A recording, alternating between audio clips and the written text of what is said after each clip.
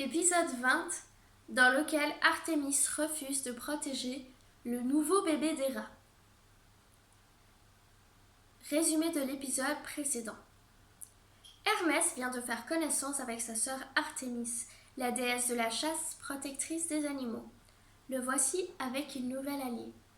Vous vous souvenez, Héra, elle avait mis au monde le bébé monstrueux qui avait été jeté par la fenêtre dans la mer. Et elle va avoir un nouveau bébé à la fin de cette histoire. Les jours passaient sur l'Olympe. Hermès était de plus en plus complice de sa sœur Artémis.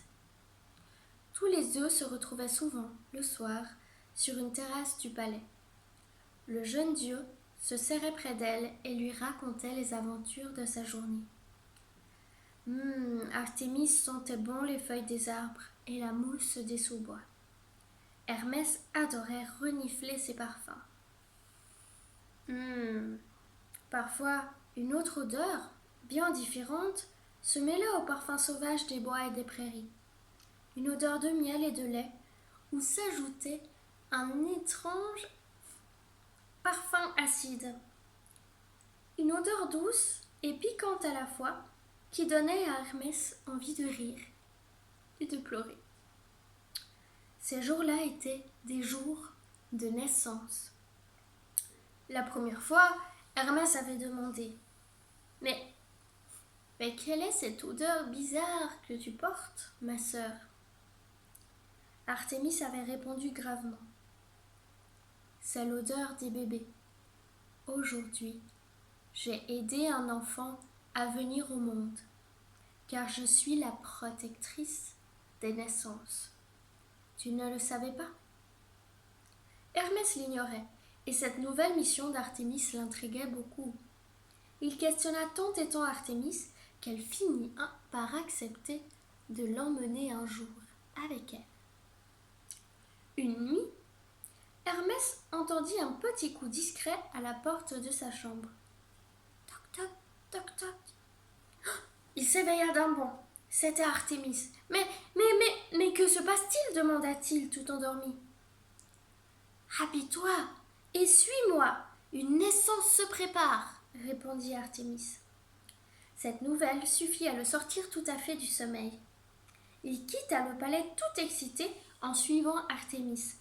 Bientôt, ils arrivèrent aux portes d'un autre palais. Une douce musique en sortait. Des servantes accueillirent avec précipitation Artémis et Hermès et les conduisirent auprès de la maîtresse des lieux. Celle-ci était couchée dans un immense lit. De nombreuses servantes s'activaient autour d'elle. Hermès s'approcha du lit et reconnut la jeune femme étendue. C'était Calliope, la muse de la poésie. Pendant les grands repas au palais de son père, les muses, qui étaient 9 sœurs, chantaient et dansaient avec Apollon. Chacune d'entre elles représentait un art particulier. Hermès aimait surtout écouter chanter Euterpe, la muse de la musique. Mais il appréciait aussi beaucoup les poèmes que Calliope récitait. Il était tout ému de se retrouver ainsi chez Calliope au moment où elle allait accoucher. Artémis s'était agenouillée auprès de la future maman et lui avait pris la main. Elle lui parlait avec une grande douceur. Puis, elle se releva et donna quelques ordres aux servantes. Aussitôt, les servantes mirent de grosses marmites d'eau sur le feu. Quand l'eau fut bouillante, elles y trempèrent de nombreux linges blancs, puis les ressortirent propres et fumants. Bientôt, des nuages de vapeur envahirent la pièce. Hermès observait toute cette agitation avec beaucoup d'étonnement. Il regardait le ventre de Calliope tout rond sous la couverture et se sentait de plus en plus impatient de voir cette nouvelle naissance. La nuit avançait.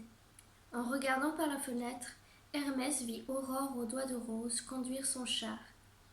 Il entendit soudain un cri, celui d'un bébé, et ce cri lui fit venir les larmes aux yeux. La porte s'ouvrit, Hermès se faufila auprès du lit. Le visage de Calliope était fatigué, mais rayonnant de joie. Elle tenait dans ses bras un bébé tout enveloppé de linge blanc et lui offrait tendrement le sein à téter. Hermès avait aussi l'air épuisé. Artémis aussi.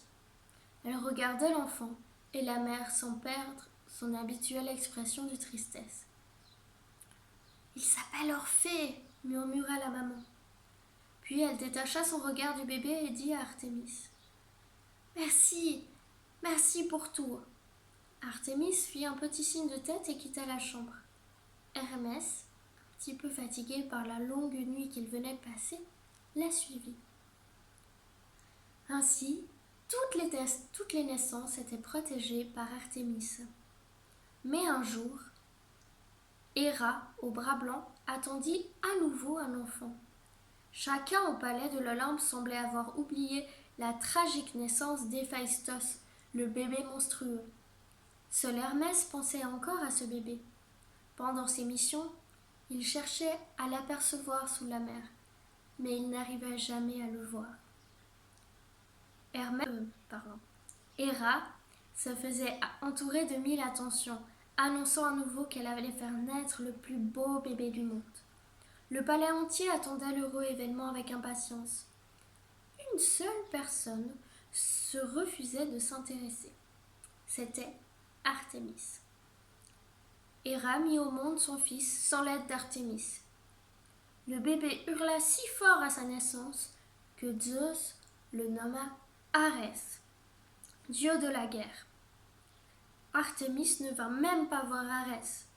Hermès lui demanda : « Mais Artémis, cet enfant qui vient de naître, n'a-t-il aussi pas besoin de ta protection ?» Artémis lui répondit : « Si tu étais né comme je suis né, tu comprendrais. » Hermès ignorait tout de la naissance de sa sœur. Il ne savait pas du tout comment ça s'était passé. Il lui posa des questions, mais elle refusa de répondre et s'éloigna. Mais quel secret cachait donc Artémis autour de sa naissance ? Je vous laisse répondre aux questions de l'épisode 20.